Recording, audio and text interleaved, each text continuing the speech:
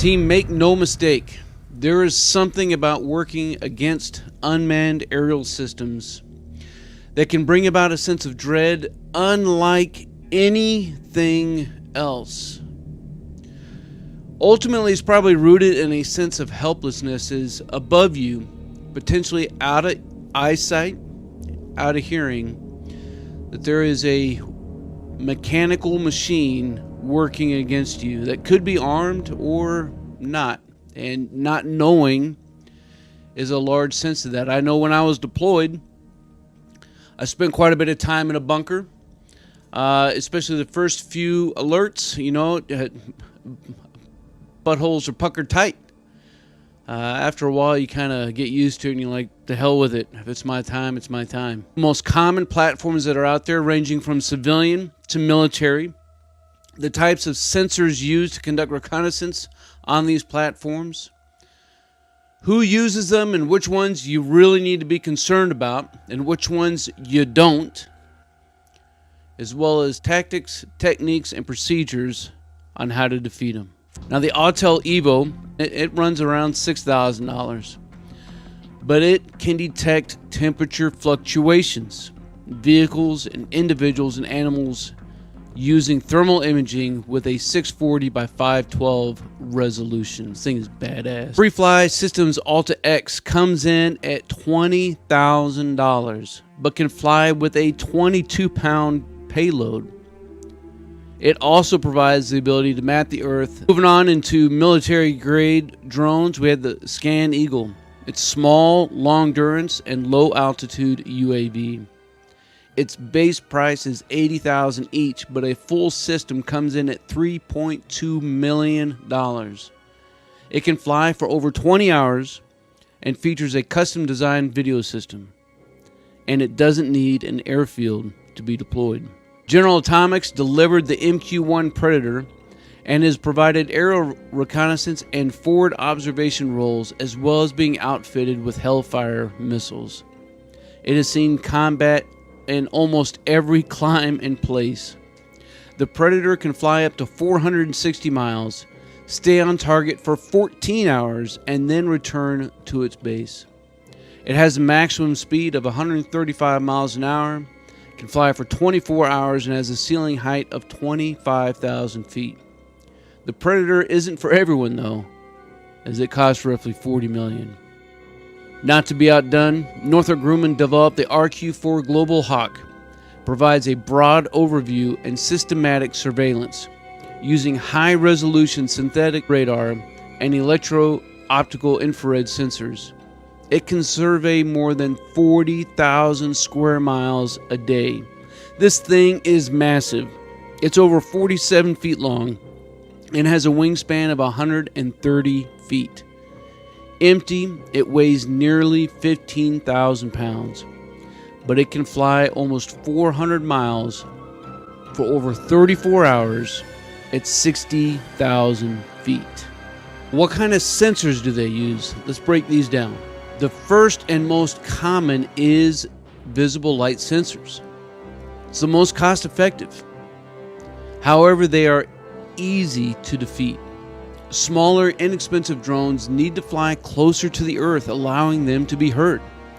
So tucking underneath some trees or maintaining some discipline about you is all it takes to defeat these drones. Seeing at night is one thing, but being able to see heat signatures is quite another. FLIR, or the Forward-Looking Infrared Camera, utilizes thermographic cameras. Thermal has the same issues as all the other sensors. If there's something in between you and those optics, you're going to be hidden. Just hiding behind a bush will hide you out.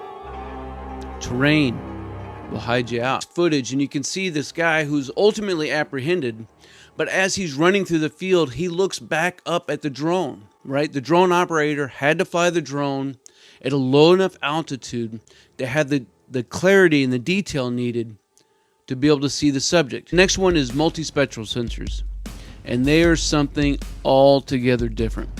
Primarily used for agriculture, weather forecasting, space-based imaging, they have had some military applications to capture data within a specific wavelength across the electromagnetic spectrum. Because of their design, you can't simply get underneath a tarp or camouflage netting to hide yourself. So that these sensors are only picking up one thing, right? And that's why it's really good in law enforcement agencies looking to go find, big stash of drugs that are being plowed out in the fields, because each particular piece of vegetation gives off a different signature, right? So which drones do you need to be concerned about? Ultimately, the most cost-effective ones that are out there on the commercial side of the house are not drones that you need to be concerned about. Yes, some of their imaging is awesome, but their ability to really pan in and zoom in to provide detail when it's outside of hearing is extremely limited. The other side of the house with the more expensive drones, do you need to be concerned about these? Well, if you do, you're probably in the wrong business, because that means that you're working against a state. Now, that being said, even these big platforms, whether they're, drone-based systems or whether they're working up higher in the sky like balloons or even further up in satellites, there's a lot of things to consider when being able to work against them. So let's break this down. Consider the challenges from the adversarial point of view. One of the first things to consider is that there are a number of conditions that must exist simultaneously in order for effective intelligence gathering. Unmanned operations are extremely complex and costly, and are more often than not beyond the reach of non-state or large government and private sector institutions.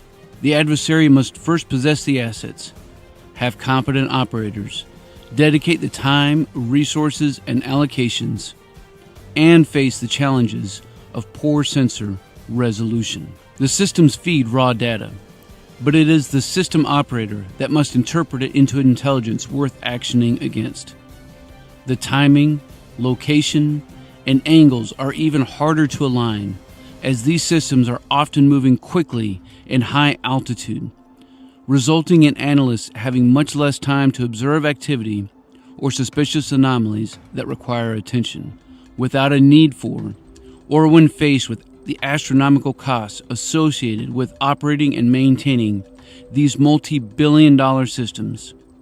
Governments and private institutions are faced with the decision to utilize lower-cost solutions, which also face the same challenges of having the major variables align. The following techniques and tactics are consistent regardless of the platform, though there may be additional resources needed to defeat specific systems and sensors. There are 8 essential techniques you need to employ and be proficient in order to remain undetected while conducting movement, establishing observation posts, setting patrol bases, or larger staging areas.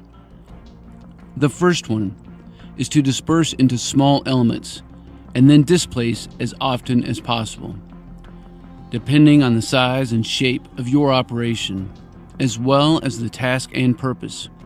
This may mean organizing into small teams or individual cells. You need to find a concealed site and conform to your terrain. While securing your hide site, remember that natural foliage will defeat multispectral systems more effectively.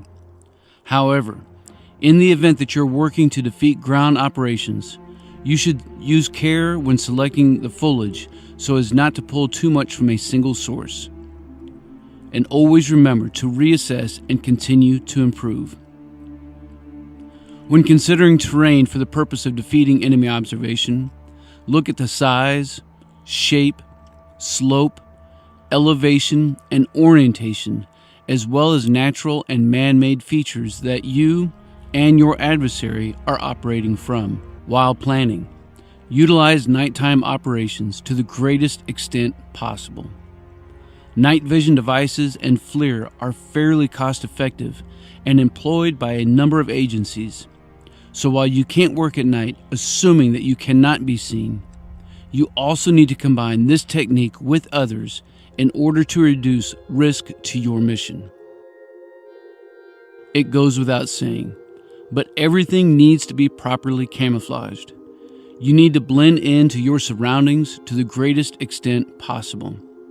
Again, Plan for the type of systems you are working to defeat, and consider both light and noise. Minimize all unnecessary movement. If something doesn't have to move, then don't move it. In this technique, radio traffic is also included. A trained operator can easily triangulate your position if you don't maintain discipline. As part of your priorities of work, you need to employ LPs and OPs to the greatest extent possible to secure your location and movement. If you're not looking, someone is looking at you. You need to plan to work under unmanned and manned systems. Do not take for granted that resources have not been allocated towards your operation. Finally, always inspect your signature using all available sensors from the enemy's point of view in order to improve your position. As a word of caution, know that it may be impossible to avoid all detection, especially when working against advanced systems. What is being released now as unclassified information is literally decades old, and commercial platforms are becoming more and more economical. But with careful planning and strategic thinking, you can find ways to operate even in the most contested of environments. So team, I hope you enjoyed the content of this one. If you did, make sure you like it, share it out with a friend or battle buddy as well. Make sure you leave some comments down below so we can continue to keep this conversation rolling. As always, until then, you stay out there, you keep grinding, and you stay stoked. Team, if you want to master your craft, develop your tactical virtue, make sure you subscribe to the channel and click that notification bell so that you can stay up to date with future content. Consider becoming a channel member. It's going to give you exclusive access to content not available to anybody else. I appreciate you guys. Until then, you stay out there, you keep grinding, and you stay stoked. We know you're out there! Come to my voice!